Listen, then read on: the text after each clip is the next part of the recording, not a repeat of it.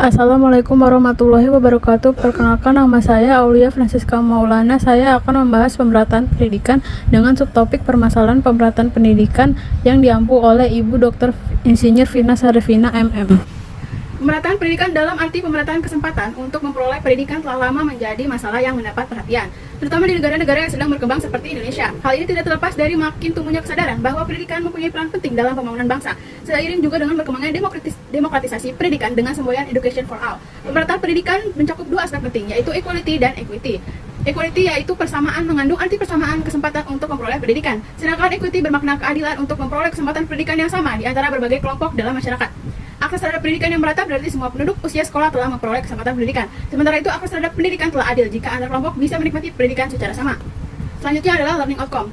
Yang pertama adalah mengetahui salah satu permasalahan pendidikan. Yang kedua, mengetahui program pemerataan pendidikan. Yang ketiga, mengetahui upaya pemerataan pendidikan. Yang keempat, mengetahui tantangan pemerataan pendidikan. Dan yang kelima, mengetahui peran pendidikan dalam pemerataan pembangunan.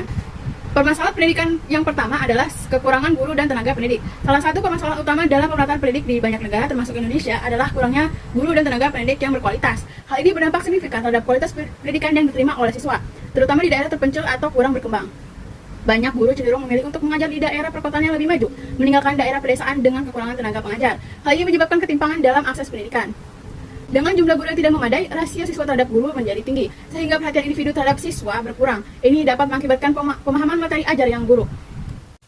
Permasalahan pemerataan pendidikan yang kedua adalah kualitas pendidikan yang tidak merata. Kualitas pendidikan yang tidak merata merupakan salah satu tantangan utama dalam sistem pendidikan di banyak negara termasuk Indonesia. Permasalahan ini mencakup perbedaan signifikan dalam akses dan mutu pendidikan yang diterima oleh siswa di berbagai daerah, terutama antar daerah perkotaan dan pedesaan, serta antara sekolah negeri dan swasta. Kurikulum yang diterapkan mungkin tidak sesuai dengan kebutuhan lokal atau tidak relevan dengan perkembangan zaman. Selain itu, metode pengajaran yang kurang inovatif dapat membuat siswa kurang termotivasi untuk belajar. Sekolah di daerah terpencil seringkali kekurangan fasilitas dasar seperti ruang kelas yang memadai, buku teks, dan alat bantu belajar. Infrastruktur yang buruk menghambat proses belajar mengajar. Permasalahan pemerataan pendidikan yang ketiga adalah akses terhadap teknologi dan sumber belajar. Salah satu aspek penting dari pemerataan pendidikan adalah akses terhadap teknologi dan sumber belajar. Dalam era digital saat ini, teknologi informasi dan komunikasi atau TIK memainkan peranan krusial dalam proses pembelajaran. Namun, tidak semua siswa memiliki akses yang sama terhadap teknologi ini, yang dapat menciptakan kesenjangan dalam kualitas pendidikan. Kesenjangan dalam akses terhadap teknologi dan sumber belajar berdampak langsung pada hasil pendidikan siswa. Siswa yang tidak memiliki akses ke teknologi cenderung tertinggal dalam hal keterampilan digital yang sangat dibutuhkan di dunia kerja saat ini.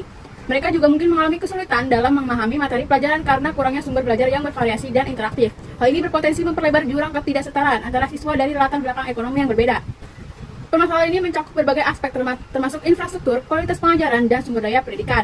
Salah satu permasalahan utama adalah infrastruktur pendidikan yang tidak merata. Di daerah perkotaan, sekolah-sekolah umumnya memiliki fasilitas yang lebih baik. Sebaliknya di daerah pedesaan banyak sekolah yang kekurangan fasilitas dasar. Hal ini mengakibatkan siswa di pedesaan seringkali belajar dalam kondisi yang kurang ideal. Sumber daya pendidikan seperti buku teks, alat bantu belajar, dan teknologi informasi juga seringkali tidak tersedia secara merata. Sekolah-sekolah di perkotaan cenderung memiliki akses lebih baik terhadap materi ajar terbaru dan teknologi modern dibandingkan dengan sekolah-sekolah di pedesaan. Ketidakcukupan sumber daya ini dapat membatasi kemampuan siswa untuk bersaing secara akademik. Pemerataan pendidikan yang kelima adalah kurikulum yang tidak relevan. Kurikulum yang tidak relevan merujuk pada materi ajar dan metode pengajaran yang mencerminkan kebutuhan nyata siswa, lingkungan sosial, dan tuntutan dunia kerja. Sekolah-sekolah di daerah terpencil atau kurang berkembang seringkali memiliki akses terbatas terhadap sumber daya pendidikan modern. Jika kurikulum nasional tidak mempertimbangkan kondisi lokal, maka kesenjangan antara daerah maju dan tertinggal akan semakin lebar. Kurikulum yang kaku dan tidak fleksibel dapat menghambat inovasi dalam metode pengajaran dan pembelajaran. Hal ini berdampak negatif pada kemampuan siswa untuk berpikir kritis dan kreatif. Siswa yang lulus dengan pengetahuan dan keterampilan yang tidak sesuai dengan kebutuhan pasar akan kesulitan mendapatkan pekerjaan. Ini berpengaruh pada tingkat pengangguran di kalangan lulusan muda. Permasalahan pemerataan pendidikan yang keenam adalah kualitas fasilitas dan infrastruktur. Fasilitas pendidikan mencakup berbagai elemen seperti ruang kelas, laboratorium, perpustakaan, dan sarana olahraga. Di banyak daerah, terutama di wilayah pedesaan atau terpencil, fasilitas ini seringkali tidak memadai.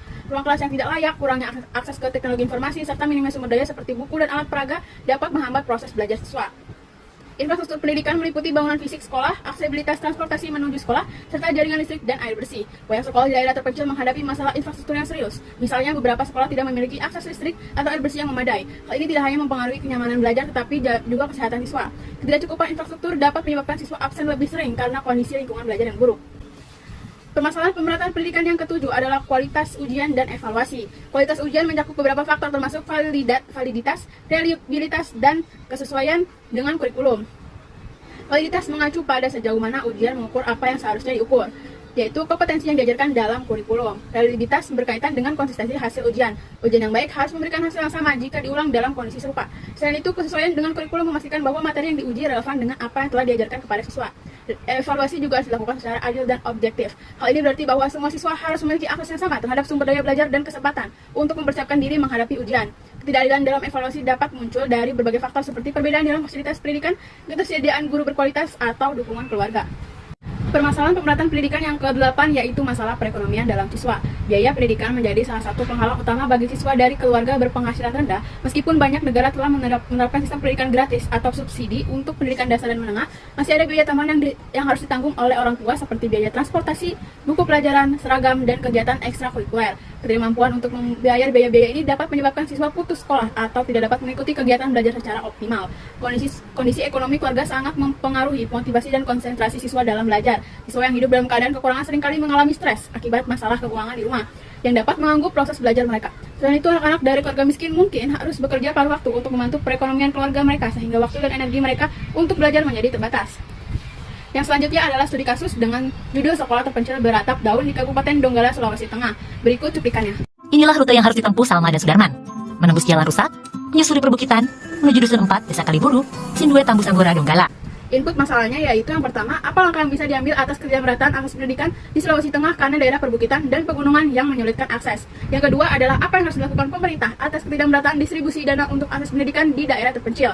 Yang ketiga adalah apa solusi yang dapat dilakukan untuk mengatasi kemiskinan yang menghambat pemerataan pendidikan di Indonesia.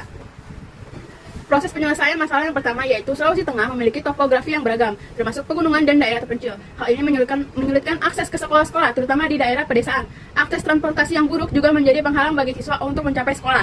Lalu langkah yang bisa diambil untuk mengatasi ketidakmerataan akses pendidikan adalah yaitu yang pertama mengembangkan kelas-kelas luar ruangan atau mobile school, dengan kata lain sekolah keliling yang dapat menjangkau daerah-daerah sulit dijangkau agar akses pendidikan yang dapat terpenuhi.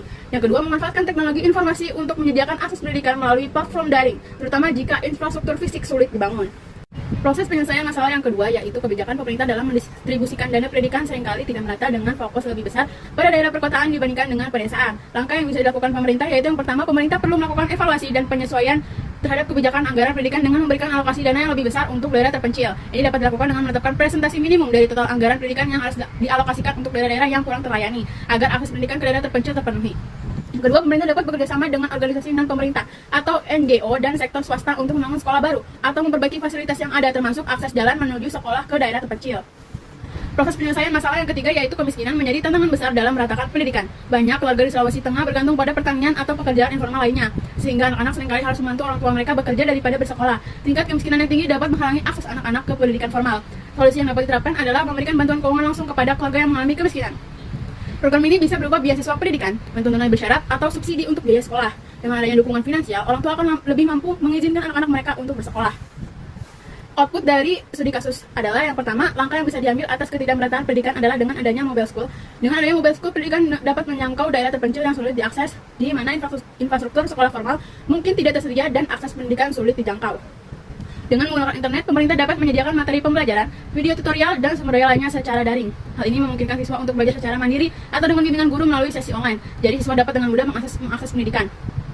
Yang kedua, langkah yang bisa dilakukan pemerintah adalah distribusi dana. Dengan adanya distribusi dana yang tepat, sekolah-sekolah di daerah tersebut dapat memperbaiki fasilitas, menyediakan bahan ajar, dan merekrut tenaga pengajar yang berkualitas. Hal ini berkontribusi pada peningkatan jumlah siswa yang terdaftar dan hadir di sekolah.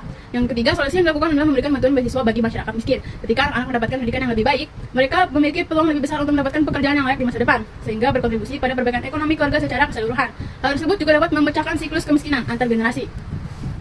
Feedback dari masalah yang pertama adalah langkah yang bisa diambil adalah dengan mengadakan mobile school dan pembelajaran secara daring. Saran dari saya, pemerintah perlu melakukan evaluasi berkala terhadap kurikulum yang diterapkan di mobile school. Ini dilakukan untuk memastikan bahwa materi pembelajaran tetap relevan dan efektif dalam meningkatkan pemahaman siswa. Masalah yang kedua adalah langkah yang bisa dilakukan pemerintah adalah dengan melakukan evaluasi distribusi dana. Karena ketidakmerataan distribusi dana untuk akses pendidikan dapat menghambat pencapaian kualitas pendidikan yang setara di seluruh wilayah. Ketika alokasi dana tidak merata, daerah-daerah tertentu, terutama yang terpencil atau kurang berkembang, seringkali mengalami keterbatasan dalam menyediakan fasilitas, tenaga pendidik, dan bahan ajar yang memadai. Saran saya, pemerintah perlu melakukan pemetaan yang komprehensif terhadap kebutuhan pendidikan di daerah terpencil. Ini termasuk mengidentifikasi jumlah siswa, kondisi infrastruktur sekolah, serta ketersediaan tenaga pengajar dengan data yang akurat. Distribusi dana dapat disesuaikan dengan kebutuhan spesifik masing-masing daerah. Feedback dari masalah yang ketiga adalah solusi yang bisa dilakukan adalah memberikan beasiswa untuk memberantas kemiskinan. Kemiskinan menjadi salah satu penghambat pemerataan pendidikan di Indonesia. Salah satu dampak langsung dari kemiskinan adalah keterbatasan akses pendidikan. Banyak keluarga yang hidup dalam kondisi ekonomi yang sulit tidak mampu membiayai pendidikan anak-anak mereka. Saran saya, selain memberikan bantuan finansial, pemerintah juga bisa menyediakan pelatihan bagi orang tua tentang pentingnya pendidikan untuk menghindari kemiskinan dan cara mendukung pembelajaran anak di rumah.